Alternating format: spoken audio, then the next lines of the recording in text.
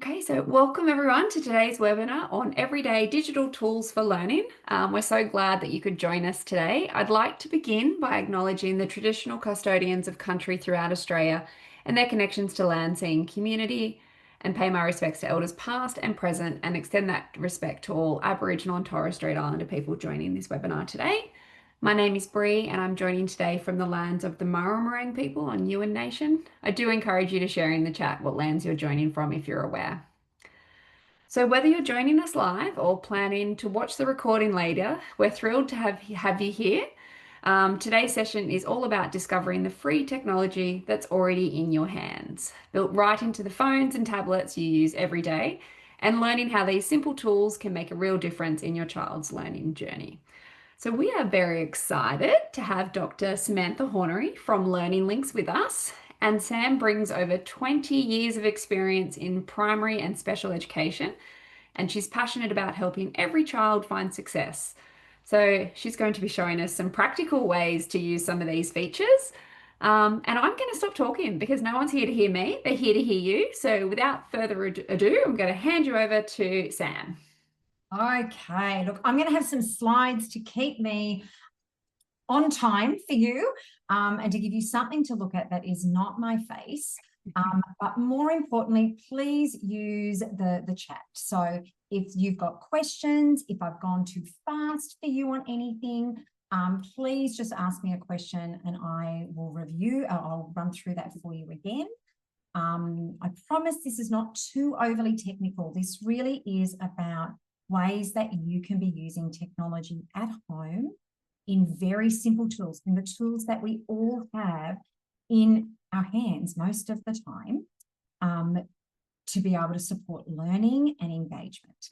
So yes, there are lots of, if I jump here for a minute, there are lots of technical tools. There are lots and lots of technical high-tech tools. We used to before just see them on the movies and go, oh, wow, that's never going to happen. And now it seems like it might. And that we might have access to really fancy things. And I love a fancy technology tool. But in this time where we are trialing new technology all the time and new pieces are coming on the market, more and more I find myself reverting back to those very simple tools that sit on our devices that don't need to be paid for or specifically downloaded or anything. They're just there for us. And the main reason they're the ones we're going to talk about is that they're always there. They're always there. So every time one of your devices gets a software update, these sort of tech tools are updated with your device. They're not extra things that you have to turn on and off. And as someone who loves technology and who loves to try a new piece of technology all the time, I know the frustration of trialing trialing technology, and then Apple goes and does a brand new update, and then suddenly that app is not available for you. It's not available because you're waiting for that developer of the app to update it to the new software. Some of my favorite apps from the early days are no longer available because those app developers at some point in the piece decided this is all too hard for me to keep updating my app every time, and they just stopped doing it. So I'm sure you've all had cases where your kids have fallen in love with an app. It's been on the iPad, they've been using it, and then suddenly you got to do an update and you just get that little arrow on the icon that says, actually, this is no longer available. So it's why I'm not talking about fancy tools today. I'm talking about the ones that are going to be forever available on your device because they are the ones that are most powerful. And what I have found is that they are the ones that the kids are happiest to be using all the time because it actually doesn't look any different to the devices that their friends are using or the devices that they see everyone else using. And I think that's really important depending on the age of your child when you're watching this at home.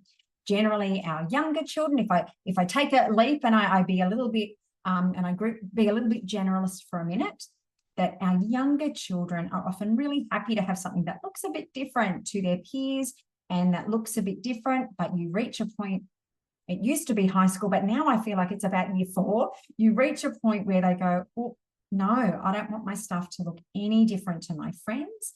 And so it becomes a little bit harder to convince them to try these things. So I'm going to talk about all of them, but I just wanted to say that just from the start with you, that I'm not talking about big, expensive technical bits of equipment here. We're going to talk about the stuff that you've already got on your phone, and instead I'm going to show you how to use it.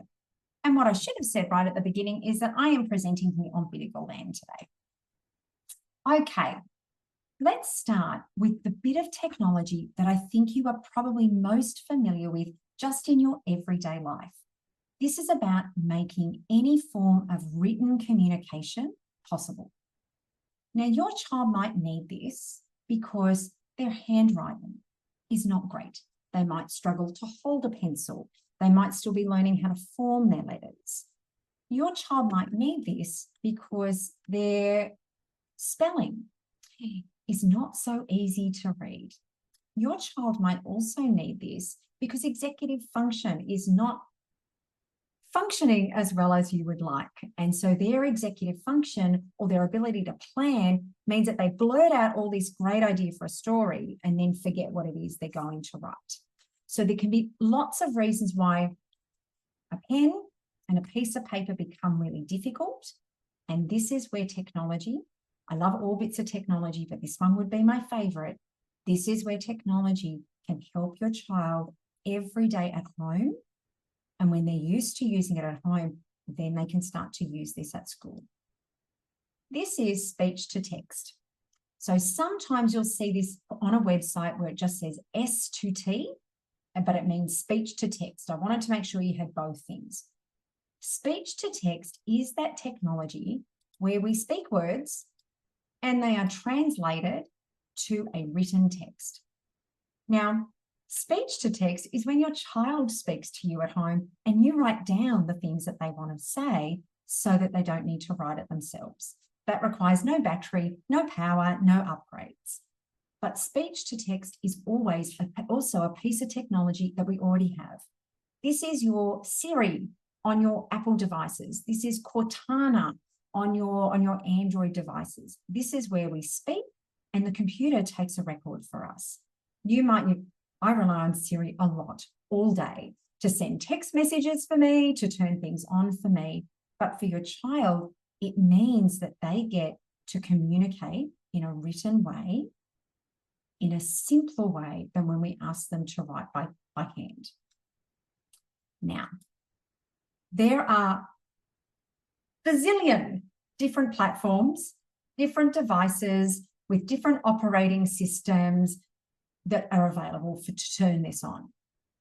I'm going to give you some of the key ones that you'll use and some tips for how to use it. And I'm going to show you some screenshots so you'll be able to go and find these things later and turn them on your device. But this screen here is the most important. Whenever you get a new device, you go straight to Google and you say speech to text, you type the name of your device and you press search. And it is going to tell you the exact instructions to go to your settings and turn this on. So when I mentioned that I love using what's native, it's because we get to show children how to do this themselves, so that while they're at home with you, you might have gone and turned it all on for them. When they're at school, their teacher has gone and turned it all on the devices, or the IT department at the school has gone and set up all the computers. And that's great. It means they've got that technology available. But at some point, that stops working. At some point, the upgrade comes and it needs to be turned back on again, or they start to get their own phones and tablets and devices, and someone's not there to turn it on for them. So this ability to give autonomy, to be able to show your child when it's developmentally appropriate, to show your child how to turn it on, their device, is what gives them lifelong access to speech to text.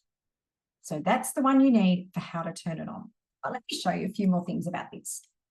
There are some things that I just want to talk about here. As I said before, a human scribe, it's often simpler, and at school, if your child is accessing some special provisions for exams or for tests at school, it's usually still going to be a human. It's going to be another teacher at the school, or a learning support staff or a volunteer at the school who is the human scribe for your child. And that's all fantastic. All I would say to you is that if you think that your child is going to be using a human scribe at school, spend some more time practicing that at home, or use the speech to text a little bit more at home, because we often think this is a help, okay, that it's a help, that, oh, writing's hard for you, so I'm going to give you someone who will write your story for you for your exam. But if we haven't been practicing that, it's actually quite different to say your piece of writing than it is to do it yourself. So if you're going to use speech to text with your child at home and you're hoping that they're going to use it at school, this is one of those things that the more practice you can do, the more confident your child becomes at being able to say their writing. I've just hurt my shoulder this week and I'm going to be using speech to text a couple of weeks to do all of my writing for me. And so I'm going to have to practice the things that I'm about to tell you, sitting back in my chair, being a little bit slower, doing all of those things, because I really need it to do a lot of work for me. Although every device will turn it on slightly different, this is the best cheat sheet I can give you. With speech to text, you're always looking for some sort of a microphone. On your Apple devices, it's already on the keyboard. The minute you go to type a message, to type a note, that's already there for you on the keyboard. You just turn it on. In your settings on your Mac, it's called dictation. Likewise, if you're on an Android phone, the minute you open up your keyboard, the microphone appears again for you. In most cases, speech to text is fairly automatic. There's not many things you have to turn on. When we get to text to speech in a minute, that is a bit different and you do need to turn some things on. But in most cases, you're looking for a microphone. If your child's school uses the Microsoft ecosystem, so they use Word and Outlook, it's called Dictate. So when you open it up and go, oh, where is it? You just go to help and you type in Dictate and it's going to come for you. If your child's school works in the Google ecosystem, so they've got a Google Classroom and they're getting Gmail, it's called voice typing. Now, I'm going to show you where all those things are right now. But they're the things you're looking for speech to text. But before I run through those screenshots so you know where to look for, I just need to talk about this important part.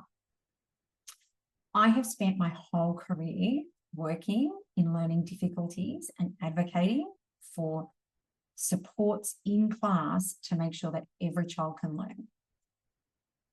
This is one of the few pieces of technology support that may not always be suitable for the classroom. Speech to text will always be suitable at home. Always there is a corner of the home that your child can go with their device, press that microphone and say all of their great ideas and share all the information they've been learning about a topic. There's no reason it can ever not happen at school, at home. But in the school, your child's classroom is pretty noisy.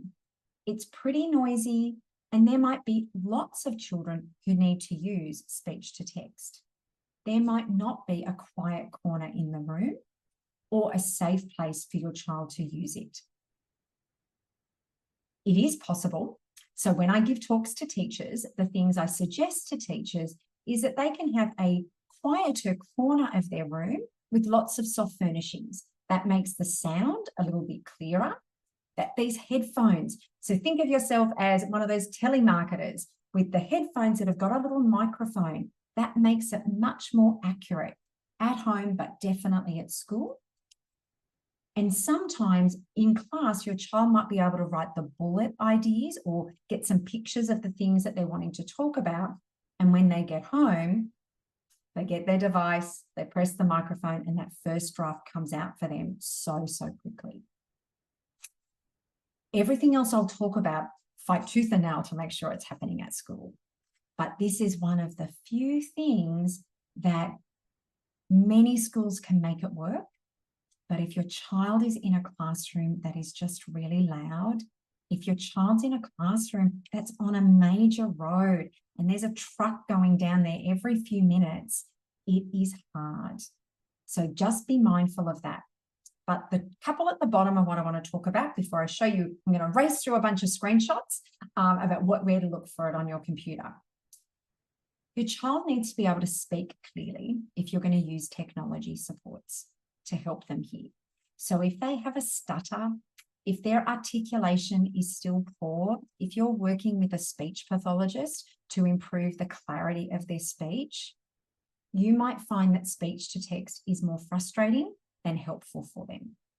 So the other supports I'm going to show you, you don't need articulation to be able to do that. But if your child has to correct more words than they were able to leave, it's not a great help for them. They're going to need a human scribe, but maybe the technology scribe isn't for them.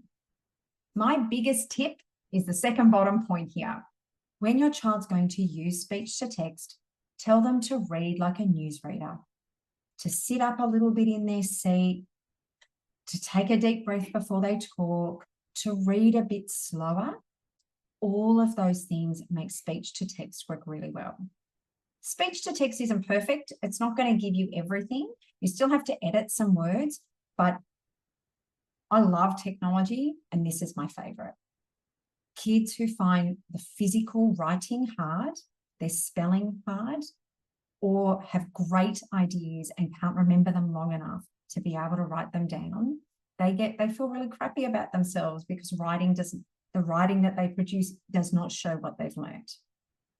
Speech to text lets them show everything they've learned, everything they're capable of doing. It's my favorite one, but it does have those few caveats. Now, I'm going to be nice and quick here because I want to get to the next piece, but I've got some screenshots here for you to show you where to look for. So when I say to you, it's on your keyboard, this is what I mean. Every time you open up your notes, it's always there. Now, I'm not going to show favoritism for any device, but I am going to just say this. I use speech to text on laptops, on phones, on Android, on Apple, inside expensive computer programs. There is no speech to text more accurate than in the Notes app on your Apple devices. It just isn't. I can explain it. It's because there's no connectors. It's not a third-party app. It's not doing any of those things. It's Apple made it, and it's the Apple Note app, and those two things work together so beautifully. So if you were to start anywhere, that's my pick for you. If your child's in Word, I said to you it's dictate. It just sits somewhere on your toolbar. You're just looking for that microphone. You click it, and your child just starts talking, and off they go. If they're in Google Docs, it sits in their tools. Again, you're looking for that microphone. The microphone is voice typing. They click that button and it starts taking a transcription for them. So that's the writing part. But in order to write something, your child has to be able to read it and to learn this stuff. Now, reading might still be something that's developing for your child. Reading might be something that your child finds frustrating to do. Your child might have learnt to read beautifully now, but they're still slow at reading. Your child might be really tired by the end of the day, and there's things they have to do with the reading, but getting through that passage is going to be really hard. The sister to our speech to text is a beautiful piece of technology that is the opposite. This is our text to speech. This is where we take any form of written documents and it does the reverse. It turns it into words that are read aloud. Same thing as speech to text. If you want to know how to get it on your device, you type speech to text. Yes, I've got that the wrong way, I think. You type in text to speech, the name of your device. So your Android phone and the model that it is, click the search bar, and Google every time will tell you how to turn it on your device. This one has got a few more bells and whistles and a few more things to turn on. So it's not quite the same as speech to text where you're always just looking for a microphone. I don't know why, but the technology world has not agreed on common language or common symbols for text to speech. So bear with me while I show you these. All of these text to speech, I'm going to talk about them, don't stress about them being on the slide. All of these things allow your child to take written text that might be hard to read, long to read, they just don't feel like reading. And with a click of a button, the computer or the human reader brings that to life and reads that all aloud for them. So then they can go on and do other things. So it's about making written text accessible. It's not going to explain what the text means. It's not going to do those things for you, but it's going to do the first thing, which is just, can I hear it? So I work with students in high school, in year 11 and 12, who can now read, but learning to read was really hard for them. So one of my year 12 students is reading 1984. It will take him all of year 12 to read 1984, but he has to read it in 4 weeks. So he's not reading 1984, he's listening to 1984. He will get all of that information. He'll be able to do all of the writing, but he's listening to 1984. It makes such a difference. It's a quick everyday tool that your child can be able to hear great stories and great information text without necessarily having to read the page. So there are more options here, like I said. Obviously, the human reader, you reading aloud to your child. But in the case of text to speech, there are pens. I've got a screenshot and I'll show you this in a minute. There are pens. They look like a highlighter. They're called C pens, and they will scan over the top of the page your child is reading, like a paper document, and it will read it aloud to them. In text to speech, it can happen in every classroom. All your child needs is a pair of headphones. As long as they've got headphones, they can have that text read aloud to them, and it disturbs nobody. It disturbs nobody, and they are not disturbed by anybody. This is a piece of technology that no one can ever say to you you can't have, because it requires no additional support once your child knows how to use it. So again, I'm going to show you some screenshots of how it works, but just really quickly, in your iPhone, so in your Apple ecosystem, it's called Speak Selection, and it is going to read anything from your messages to something that you're searching on the internet once you've turned it on. On Android, they like to have a different name. They call it Talkback, and it sits in that accessibility feature. And I think that was the point I was trying to make at the very beginning of the webinar, that accessibility features by law in Australia have to be always available. And so when Samsung, when Nokia, when anyone updates their phone, the accessibility features must be available at the very same time that the upgrade comes out. So your child will never be without it. They might have to go back into settings to turn it on, but they're never going to be without it. Whereas if you buy an app, sometimes you've got to wait. You've got to wait because it's not immediate. If you're in that Microsoft ecosystem, it's called Read Aloud. If you're in Google, I'm allowed to have my whinge. Google, how smart are Google? Google are so smart, but Google do not have their own text-to-speech built into their platform. So if your child is in a Google classroom and they have to use, and you want them to use text-to-speech, you need to download an extension from the Google Chrome store. And so the two that I've got here for you that I really like, Natural Reader is a free one. It works really well. And Text Gold is also, Text Gold is a very expensive, big program you can buy, but Text Gold have a free app, a free extension that will do that read aloud for you. On your phone, you can even take a photo of a page from a book, and there's a live text tool on your phone that will read it aloud to you. So it's, and in the new version of Windows, they have something called Narrator. Again, it sits in your accessibility. So you'll get copies. So the slides are here for you, so you know the words that you're going to be using, and you know all of the material that you're looking for. But let me show you some screenshots. If you are in any of your Apple ecosystems, you're in accessibility, spoken content, and you want speak selection. Once you have turned it on, anything. Here I've got just a letter that one of my students wanted to read about the Matildas when we're all in World Cup fever. They simply open that story to read. They click on the speak button and off it goes. It reads it aloud to them. It is sitting in Microsoft. It's just here for read aloud, anything that so if you find that your child maybe needs some support in using the mouse, what might be helpful for you is you see it on the web, it's something you need them to read for a project they're doing, you can copy it into Word, and now it's just sitting in a Word document. So you can turn off the advertising and you can turn off all of the other things, and it's sitting here as read aloud. If your child uses the online version of Microsoft, it's called Immersive Reader, but it does exactly the same thing for you. This is my Google. I can't show you a nice pretty button in Google because they don't have one.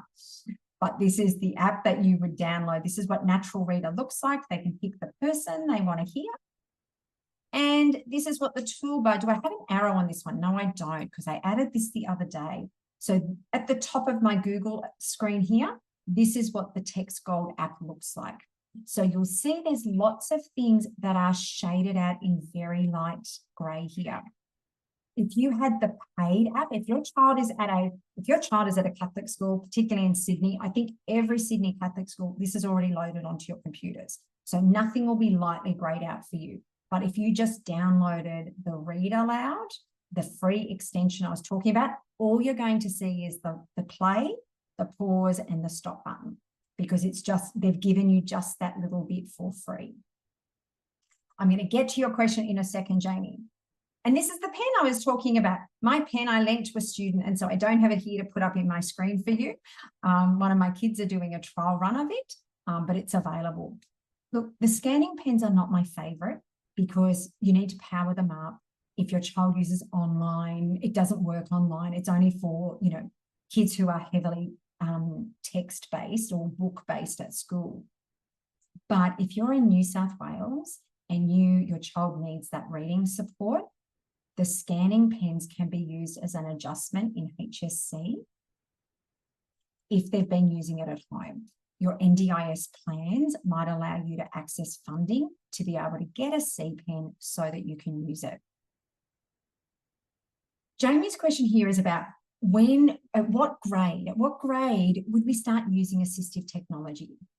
So there's two ways to use assistive technology. There is assistive technology, the ones I've shown you, we need kids to be able to use them independently. These bits of technology, not until about year 3. So if your child is still in kindergarten and year 1 and year 2, there's a lot of talking happening in the classroom. There are lots of extra supports, and it's very unlikely that a child up to year 3 is able to independently turn these things on. Once your child is in those years 3, 4, 5, 6, we want them to be able to use it in their classroom where the teacher is there to help you, because what you're trying to do, I don't want to make anyone feel bad. If your child's in high school and you haven't started using assistive technology, it is never, ever, ever too late. But if you've got a window, being able to get used to it, particularly in year 5, so they can use it independently, makes it so much easier to use it in high school. One of the main reasons that assistive technology falls down at school is because your child needs help to use it. And so they put their hand up and teacher can't get to them in time, so the lesson's over and they haven't finished it. So the more time you can spend in year 5 and 6 teaching them at home, using it at home as a routine and having it in school, they go to high school already using this. Now, I don't want to be controversial here. When I talk about AI and teachers, I get in the chat. Okay. I'm going to start writing some opinion pieces on this. So you're going to start to see a little bit of stuff from Learning Links around AI. I know that AI has still got a lot to cover. Okay, I still got a lot to cover and we still have lots of questions. But AI for children who have any form of learning difficulty and for their families at home, I cannot sing its praises highly enough. When your child comes home with something that they need to read, that you know you're going to have to explain every single word to them before they can understand it, you can pop that in any of your tools of choice. ChatGPT, Copilot, it doesn't matter what it is. Chuck it in and ask it to summarize it for your child, to make it simpler for your child to understand. Ask it to write questions so you can check your child's comprehension. This is a new area. And so even when I put this together for you and I knew I was coming to you, I didn't have it in here, but I've been running a few webinars the last few weeks. And every time I mention AI, I get a ton of questions. My child's school doesn't let me do it and all of those things. And I think it's an area of AI where we're all still learning. And I think that what we're going to see for the next few years in school, I think schools are still going to push back and go, no, I don't want your child using it. But I'm not talking to teachers right now. I'm talking to parents. And I'm going to say to you, no matter what your school says to you, at home, teach your child how to use it. Go into the privacy settings, make sure it's not learning from the model, but let your child use it. It can create summaries and study notes and quick short stories so fast for them. Learning is not meant to be so hard for anybody, and AI is going to really help us do that. I know I'm slightly over time, but I want to show you one of my favorite things. So assistive technology is about how do we just make things accessible? Now, I could talk about this for hours, but I have half an hour, so I had to cut some things. So the three main issues that will come up more commonly is my child can't write stuff, so that's our speech to text. Reading is hard or just takes a really long time. Text to speech is very helpful there. But there is a whole other part of learning that can often be quite stressful at home, which is around mathematics and numbers and all sorts of things. Now, again, I'm adding stuff in here because I wasn't doing AI, but now I'm going to do AI. If your child comes home with something and you're not sure how to do it and they're not sure how to do it, Copilot, Gemini, ChatGPT, if you go in there and you say, my child has this to do and I'm not sure how to explain that, can you write the steps down for me? It will help you. It will give you those steps. I know AI is going to do lots of bad things, but it's also doing magnificent things, and we've just got to find a way to bridge those gaps. But this is amazing. I don't know about you, but once I've seen this, I can never look at a regular calculator again. This is called, I've got the link for you here, this is called the Dyscalculator app. It has been designed for children with dyscalculia, children who find maths difficult. It is free. It is free from that link. Your child can use it on their computer or their tablet, or it now comes as a paid app on their phones for either iPad or Android. I have bought the iPad app and it was a little expensive, and I have to say the online version for free was just as good. But I just, for 1 minute, take a look at this and then I'll answer any other questions. If maths is hard for your child, look at this calculator. The numbers are in order. They're not in some terrible, look at your phone for a second and pull up the calculator. The zeros at the bottom, the nines at the top, we only get 3 numbers at a time. There's nothing about a calculator that helps your child see numbers. This here has numbers from 0 to 9. The operations are in order down the bottom, and everything on this calculator is simple, is easy to use, and they can use it anywhere. So ChatGPT will help you explain some things, but if number is hard for your child and you've got them using a calculator at home, this is the only one I would use. Because once your child has seen that, oh, my numbers are all in order and I'm not trying to find where number 3 is anymore, it's just amazing. Okay, I was slightly over. I'm sorry.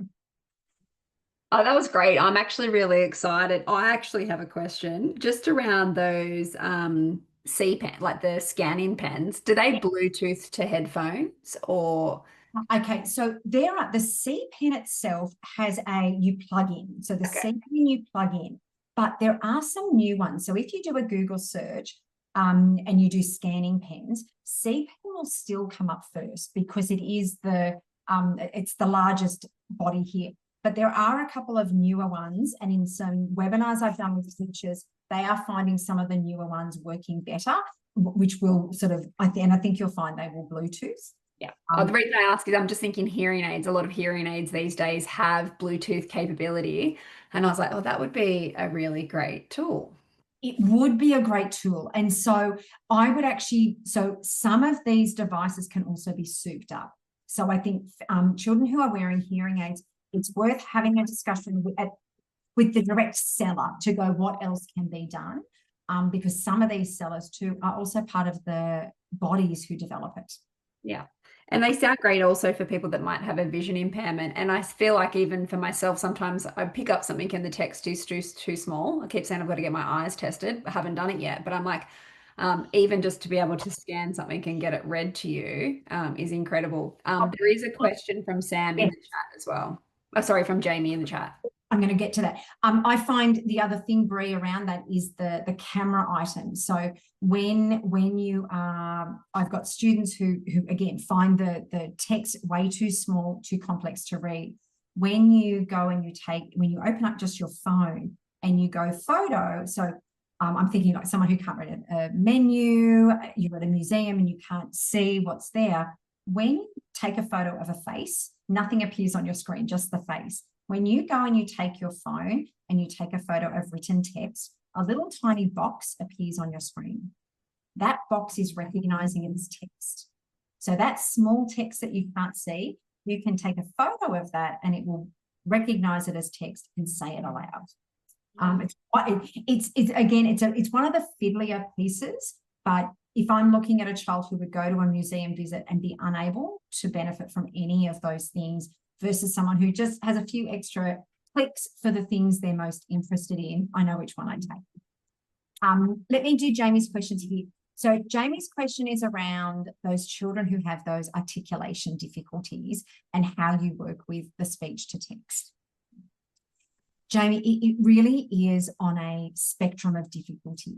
So there's a difference between a child who speaks quietly, who might have one or two sounds that are particularly unclear, speech to text with a microphone and in a quiet place. And I'm going to do my plug one more time, using the Notes app in Apple. That would give you the greatest chance of success. That would give you the greatest chance of success in accuracy. Where those difficulties are around a stutter, are around a cluster of sounds that make this would be my measure. If a human that doesn't know your child has to go, oh, I didn't understand that, the computer is unlikely to do it too at the moment. So this is my caveat here.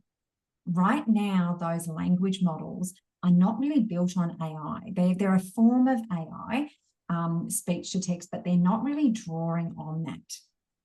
In time, I think you're going to find AI will start to speak to those two things really well. I have a student who did a draft of something using speech to text, and he mispronounced the name of this person all the way through. This is where AI can come to support that. We threw that into ChatGPT, and I said, every time you see this word, I want you to replace it with this word. So ChatGPT was able to get me a much more intelligible draft for that student. So it's a couple of things. If it's a few things for articulation, the microphone practice and working in that Apple ecosystem, that has the greatest chance of success. But where there are lots of errors, you are in a space where you're going to have to hold and wait a little bit, because I think AI needs to really form a bigger part of that, because what we want it to do is to learn the errors. What we really want, so anyone out there who's computer minded, this is what we need. We need the AI to say, this child says ch instead of k, And every time you hear ch, I want you to swap it out for a k. That's what we actually need the AI tool to do, to recognize those articulation errors and correct them. We don't have a tool that does it yet, but I do believe that ChatGPT can also clean that up for you. Amazing. Bridget's also got a hand up, so we'll just see what her question is. Perfect, Bridget. Bridget, if you just want to take yourself off mute and ask your question.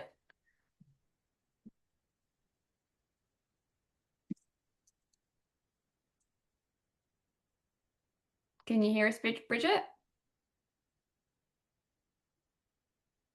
Oh, sorry, it was a mistake. Not a problem. All good, all good. Okay, so look, my advice is just to begin somewhere. It might be for you to begin using it to feel a bit more comfortable with it and to show your child that what it can do for you, and how it can support you. It's the advice I give teachers. So often the teachers are saying, how do I help kids use it in the classroom? The kids will use it in the classroom if the teacher's using it from time to time. If the teacher calls out to their computer to take a note for them, it seems like it's something more normal, and that anyone can use it and it's really helpful. So if you're having trouble bringing your child along the journey, you using it is really the way to get started on it. Yeah. And that, I have been answering questions, but that is me. That is me. Oh, thank you so much. And that's such a great tip. I've personally just started using it for my text messages. It is a game changer, especially when you're multitasking and you're trying to write a text and you walk in and doing a million things as parents are. It's definitely changed the way I've been using my phone. But thank you so much for sharing such practical and empowering strategies for us today. I hope everyone feels a little bit more equipped to try out some of these tools with their children. I know I'm kind of a little bit excited. There was a few things I wrote down, even for my aging parents. My mum's having some trouble with her vision, so I can see how some of these tools will help her. So just as a reminder, today's session will be emailed to you within the next couple of days. It is available for replay until December 3rd, so you will have time to watch it again. We would love to hear your feedback about today's session. So I have popped a link in the chat, but we'll also share that in the email. And your thoughts really help us create sessions that meet your needs. And I think I will be talking to Samantha about some of this AI stuff. We might need to get you back to do a session on that next year. Yes, it is definitely something. I have no courses on AI, but I've run some webinars recently, Yeah. and just the chat totally goes out of control. Yeah, So, absolutely. uh, We've definitely been using it. I know a few of the team have been using it with their kids to help them understand things. Game it, changer, game changer. it's a total game changer, and I think we need sort of breaking down the barriers Yeah, of that it's okay to use it, and then we just have to go, this is absolutely. what it does for you. We've already got a yes, please to an AI session from Jamie in the chat. So we'll definitely have a chat about that.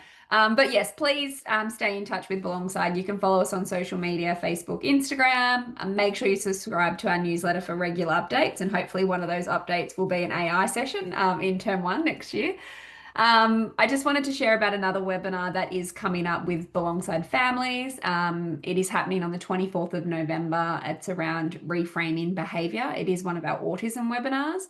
And we'll be joined by psychologist Raylene Dundon, and she's going to discuss how we can move away from that compliance-driven approaches towards support that's affirming, respectful, and compassionate. Again, that will be recorded. So I'll pop the link for that one in the chat if anyone would like to sign up to that. It's happening on the 24th of November. As well, please check out our new website.